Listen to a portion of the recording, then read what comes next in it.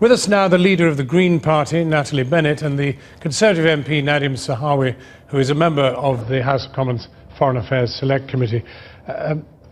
Natalie Bennett, what can be done? I mean, given that there has been an attempt, first of all, to rescue them, and now, by not rescuing them, to try to dissuade them. Well, I think, look at that film and think we absolutely have to be doing everything we can to rescue people like that, to ensure that they're not left to drown in the Med. That's simply unacceptable. And then, of course, we really have to consider our foreign policy, the approach we're taking to the whole region around the Med. A lot of these situations we had a big part in creating. I don't believe that military action by us now can do anything about that, but we can certainly be doing everything we can in humanitarian terms. And we also need to be using every bit of diplomatic pressure that we can wield, because these, all of the conflicts that are feeding this repressive regimes, they're all being fed by their neighbours. It's a regional situation in different parts of this region: Africa, Sub-Saharan Africa, Saharan Africa, the Middle East. And we need to put pressure to say, you have to find regional solutions to all of these problems. Nadhim Zahawi, what's your solution?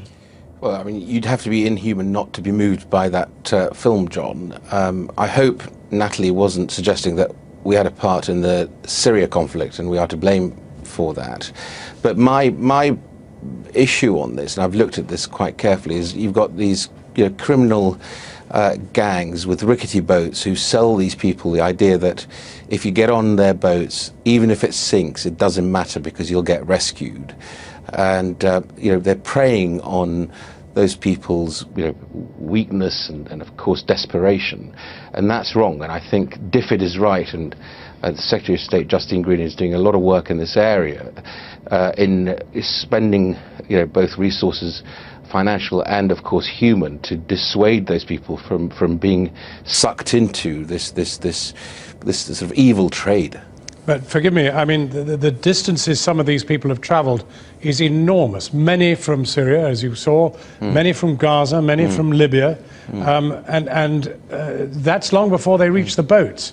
So there is a determination to come whether the boats are there or not. Of course, and I've been out to the refugee camps in Iraq, in Duhok, and close to the Turkish-Syrian border, and people are desperate to get as far away from that misery, from that bloodshed and murder that Assad is causing his people. The policy that I think is the right one is to make sure the camps are built. If you think of what's happened over the summer with the Yazidi population and of course Kobani now, you've got to have the camps and the facilities there. And I'm very proud that the UK is the second largest donor. Let me pause you there and bring in Natalie. Well, I think what I'd really like to challenge about that is the idea that people naively think that these boats are safe or that there's any sort of certainty of rescue. I think in Syria, these are known, the boats that are leaving from there directly are known as the death ships. That's what the Syrians call them. They're well aware of the risks, they understand this, but these are truly desperate people. And if you look at people coming up from places like Ethiopia, Eritrea, Somalia, they're actually being smuggled through. I was talking today to someone who knows about the system of, like the Underground Railroad during the American slavery period. There's a whole system that smuggles people up, and they understand that it's incredibly risky, but they're taking the risk because they feel they have no choice, and they'll continue to take the risk whether the rescue is there or not. Well, in a sense, Nadhim Zahawi, you're both agreed that there is, of course, a traffic, some of which people are conscious of, aware of, and are going to go with anyway. It still remains, I mean, the idea of building a camp in Libya is out of the question. You ask the Foreign Office how many people they're going to send to Libya to look after a camp? None. So, I mean, and Libya is a major jumping-off point for this. Well, look, there are no easy answers, and I'd be naive and foolish of me to sit here and say there's an easy answer to this. The best answer is to keep those people close to where the areas, the villages that they come from. Yeah, but meantime, letting them drown. This is what this film is all about. Well, and work on a political solution, a long-term sustainable solution to get them back to those villages, as it, but forgive me, there has to be a meanwhile, doesn't there? There has to be a meanwhile. What do you do about the ones that are on the sea, in the sea? Let them drown?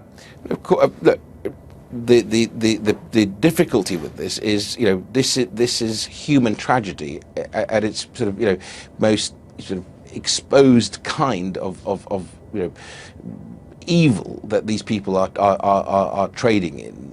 These racketeers. Yeah, with but there's these still boats. some obligation on us as civilized individuals to rescue them, surely. Our obligation is to make sure that we educate those people not to take that sort of risk, and to make sure that they are accommodated properly and then returned to their villages. Is that enough, Natalie Green? No, we obviously have to do the rescue, and I think it's not the group we're talking about here, but I think Britain has a huge responsibility to follow the Syrian resettlement program that the UNHCR is running. And instead, Mr Cameron said he's going to set up his own program. This is for the most vulnerable refugees, women and children, abused, disabled, LGBT people, all of those kind of most vulnerable groups who really can't be accommodated in the camps. Under Mr Cameron's program, we have taken 90 refugees. The UN is asking us to take a couple of tens of thousands. Natalie Green, Nadim Sahawi, thank you both very much for coming in.